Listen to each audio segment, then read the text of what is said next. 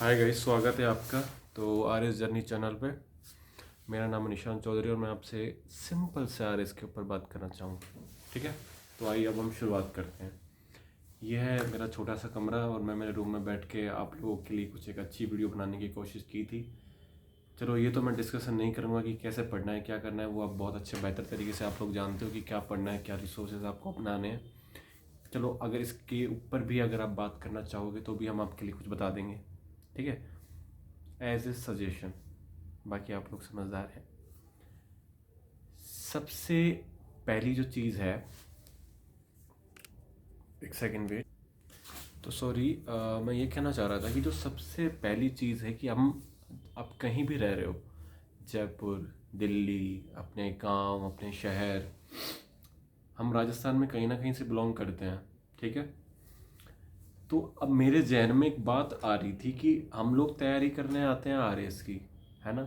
RS के नाम पे हम हमारे घर वालों से पैसे ले लेते हैं, ले लिए। सिलेक्शन होना ना होना कोई दिक्कत नहीं है कि नहीं हो रहा, ठीक है। जब तक पेपर में असफल नहीं होंगे तब तक पता नहीं चलेगा कि हमें क्या सुधारने की आवश्यकता है और क्या सही करने की आवश्यकता है। ठीक है, अब आप मेरी एज को इतना भी नहीं समझें कि मैं बच्चा हूँ।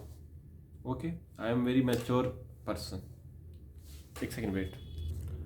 और एमएससी किया है मैंने, बीएड किया, पीएचडी चल रही है, लास्ट वो डिग्री बची हुई है मेरी। तो जब हम जयपुर में आते हैं आरएस की कोचिंग करने, तो जब हम जयपुर में आरएस की कोचिंग करने के लिए आ रहे हैं, बहुत सारी अच्छी कोचिंग संस्थान ढूंढते हैं। चलो कोचिंग करते हैं, 1-1.5 लाख रुपए लगा दिए और फिर रहने का खर्चा भी होता है।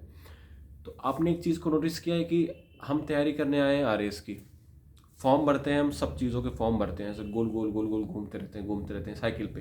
ठीक है, आरएस की तैयारी कर रहे हैं, फॉर्म भरेंगे रीट का, फॉर्म भरेंगे सब चीज़ों का। मैं ये नहीं कह रहा हूँ कि एग्ज़ाम भरना नहीं है, ठीक है, तैयारी करते रहो, फॉर्म भी भरने होते हैं। बट हमें मैं वही चीज़ का डिस्कशन कर रहा था कि हम प्रॉपरली, जो नए बच्चे आ रहे हैं ना, वो ठीक है आरएस की तैयारी कर रहे हैं, बट मुझे ऐसा लगता है जब तक हमारा प्लान ए अच्छा नहीं होगा ना, तो प्लान बी पे वर्क करना बेवकूफ़ी है। क्योंकि कुछ कुछ चीज़ों का सिलेबस अलग होता है, सिलेबस, है ना। अब हम जब उन नई चीज़ों पे जाते हैं तो अब जो भी पुरानी चीज़ें थी, जो मेन आरएस का मुद्दा था, क्योंकि रेयरली जैसे हम पढ़ने बैठे आरएस का, है ना, अब पेपर आ गया रीट का, ठीक है, वो भी देना है साहब। अब जब रीट का पेपर हम देंगे, सॉरी मुझे बार बार कॉल आ रहे थे इसलिए कॉल मैं वीडियो पॉज कर देता था। तो जब बार बार हमारे पास अलग अलग एग्ज़ाम्स आएंगे, अलग अलग एग्ज़ाम्स देंगे, उसका सिलेबस क्या है, उसका सिलेबस क्या है, उसका सिलेबस क्या है, इतने आ जाती है आरएस की वैकेंसी, इतने आ जाएगी आरएस की वैकेंसी वापस, फिर भागेंगे आरएस की तरफ। जो भी आरएस के स्टूडेंट, आरएस एसआई, और मेनली बात हो रही है आरएस एसआई और यूपीएससी, ठीक है। अब हम उसकी तरफ भागेंगे, तो जिस पे हमारा मेन फोकस था, आरएस, एसआई और यूपीएससी का एग्जाम, आईएएस का, वो हो जाएगा सफा सट।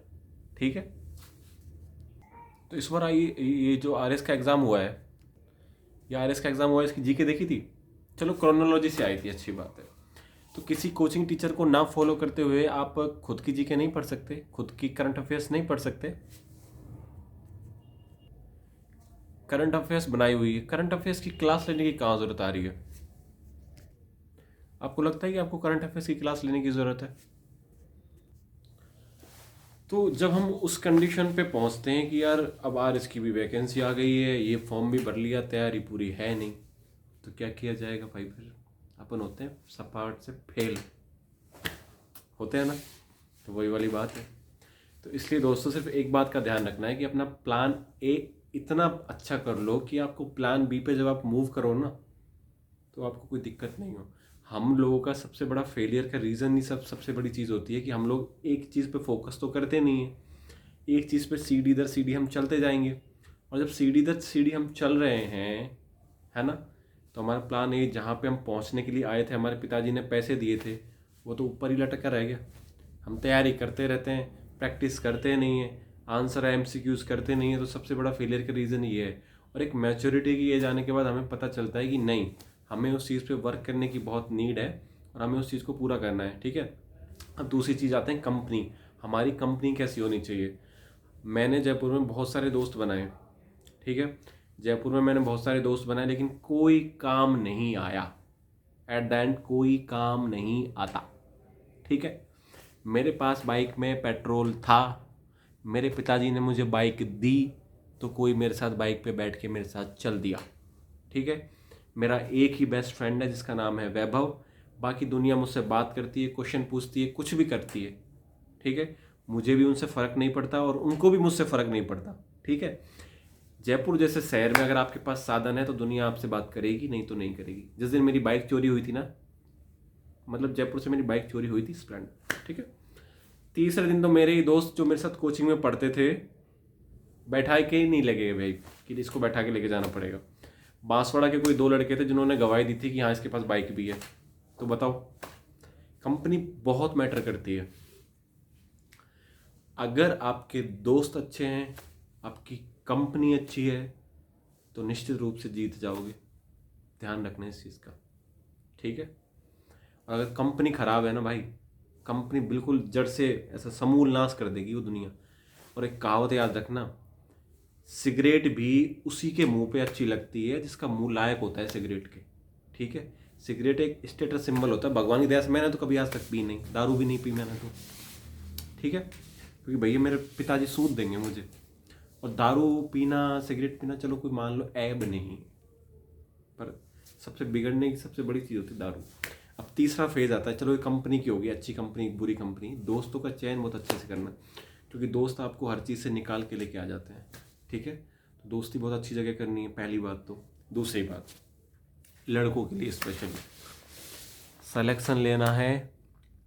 इम्पोर्टेंट बता रहा हूँ, अगर सिलेक्शन लेना है तो एक बीमारी आती है लड़की नाम की एक बीमारी आती है। ये रोग सबको होता है, हमें भी हुआ था, ठीक है। इंसान और जो लड़के होते हैं ना, वो लड़कियों के सामने भावुक बहुत होते हैं यार, ठीक है। और लड़की का पहला प्यार होता है उसके मम्मी और पापा। जब लात पड़ेगी ना, ठीक है, लात पड़ेगी, तो आपके पिताश्री, आपका बाप संभालने आएगा आपको, ठीक है। सॉरी टू भगवान, बाप एक मतलब एक वर्ड कहते हैं ना ऐसे बोलने में, डिसरेस्पेक्ट नहीं है। तो दोस्त काम आएंगे, है ना। और वो भी लड़कों के काम लड़के ही खाते हैं, और लड़कियों की काट वैसे भी लड़कियां ही करती हैं आज के ज़माने में। तो लड़कों के लिए स्पेशली मैसेज था, अगर जल्दी सक्सेस होना है तो लड़कियों से दूर रहना है। बहुत बिरली लड़की होती है, कोई दुनिया में एक, मतलब लाख में 2 लगा लो, कि जो अपने पार्टनर को ऊंचा देखना चाहे और लास्ट तक साथ दे दे। प्रेमानंद जी महाराज की बात सुनी थी कल परसों में, एक रील वायरल हो रही है कि यमुना जी के आगे आप कितना भी बाढ़ लगा दो, कितनी भी रोक टोक लगा दो, वो तोड़ देगी सारी बंधनों को, ठीक है। तो अगर जिसको रहना होता है ना वो रहेगा, जिसको नहीं रहना होता वो जाएगा, उसको जाने दो। उससे बेटर आपकी तलाश में मिलेगा आपको। तो कभी भी डिमोटिवेट नहीं होना है। और ध्यान रखना है इस चीज़ का, अगर RS की तैयारी करने आए, क्योंकि मैं बात ही RS की पे करता हूँ और SI पे करता हूँ, ठीक है। क्योंकि मैंने रीट का कभी एग्ज़ाम नहीं दिया, मुझे पता नहीं कैसा होता है ना। बाकी मेरा एग्ज़ाम है रीट का, फेल होंगे पास होंगे कुछ नहीं पता। और अभी तक RS तो हम भी नहीं बन पाए, लेकिन जहाँ कमी रही है मैं वो बता सकता हूँ। पास मैं आपको नहीं करवा सकता भैया, वो आपकी मेहनत करवाएगी, हमारी मेहनत हमको पास करवाएगी। बट इतना कह सकता हूँ एज ए सीनियर कि जयपुर में रहने के फ़ायदे भी हैं और नुकसान भी बहुत होते हैं। तो अब इस फ़िलहाल मेरा कोई दोस्त नहीं है, और मैं इतना माइंडली फ्री हूँ ना कि अब मैं मेरे काम पे फोकस कर सकता हूँ। और जो लोग जाने थे वो चले गए, और जो लोग आएंगे वो अपने आप आएंगे।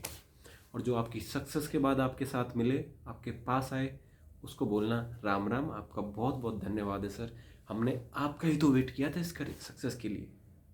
डिसरेस्पेक्ट किसी की नहीं करना, किसी का दिल मत दुखाना, क्योंकि कर्म लौट के वापस आते हैं, ऐसे घुमावदार होता है सेशन, समझ गए। तो ज़िंदगी में कभी भी अपने मन से किसी का दिल मत दुखा देना, बहुत आगे जाओगे। और हनुमान जी की पूजा किया करो, लड़कों के लिए स्पेशल बोल रहा हूँ।